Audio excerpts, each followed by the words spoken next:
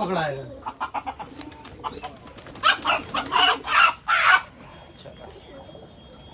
Hello guys, मैं गोल्डी आपके साथ। आपको अगर डिफरेंस जानना हो कि कौन सा मुर्गा कौन सा है तो आप देख सकते हो, ये हमारे हाथ में है रेड कलर का प्योर देसी मुर्गा जो हमारी इंडिया की नस्ल है। ये भी हमारे इंडियन झाबुआ की नस्ल है। ये होता है प्योर कड़कनाथ। देख सकते हो आप डिफरेंस। ये काला मुर्गा है, ये रेड मुर्गा है।